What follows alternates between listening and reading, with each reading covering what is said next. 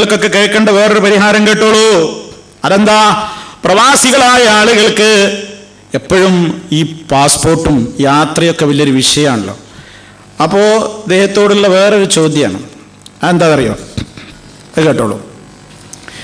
എൻ്റെ പാസ്പോർട്ടിൽ കുറേ പ്രശ്നങ്ങൾ ഉള്ളതാണ്.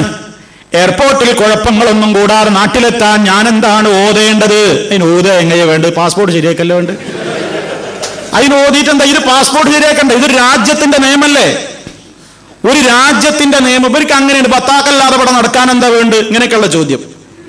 പണ്ട് കുണ്ടൂര് എന്ന് പറയുന്ന ആ ഷെയ്ഖിനോടുണ്ട് ഒരാൾ ചോദിക്കണ്, സൗദിയിൽ ഇക്കാമല്ലാതെ ജീവിക്കാൻ എന്താ വേണ്ടത്? നിങ്ങളൊന്ന് ആലോചിച്ച് നോക്കി. അതിന് ഇക്കാമെന്നും വേണ്ടാന്ന് പറഞ്ഞിട്ട് മൂപ്പര് ഇക്കാമത്ത് എന്നുള്ള വാദമുള്ള എന്തോന്ന് പറഞ്ഞു കൊടുക്കേണ്ടത്, നിസ്കാരത്തിലെ ഇക്കാമത്ത് വിളിക്കണതാ പറഞ്ഞു കൊടുക്കേണ്ടത്. അത് എന്ത് ഇക്കാമയാ?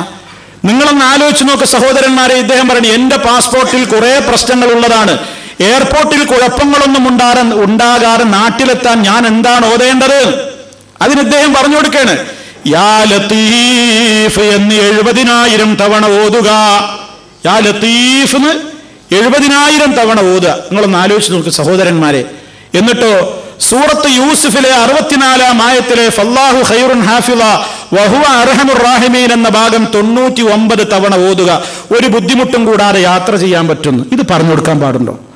ഇങ്ങനെയാണോ സുഹൃത്തുക്കൾ പറഞ്ഞു കൊടുക്കേണ്ടത്? ഇതിൽ എന്തെല്ലാം അബദ്ധങ്ങളുണ്ട് സഹോദര. നിങ്ങൾ പോയിട്ട് ആ പാസ്പോർട്ടിൽ പ്രശ്നം എന്താണെങ്കിൽ അത് ഉടനെ പരിഹരിക്കൂ.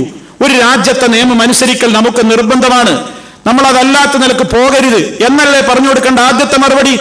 രണ്ടാമതായിട്ട് പിന്നെ അള്ളാഹിനോട് പ്രാർത്ഥിക്കാൻ പറയാ. പക്ഷെ അതിന്റെ പുറമെ യാ ലത്തീഫ് 70,000 തവണ അതാര് പറഞ്ഞു?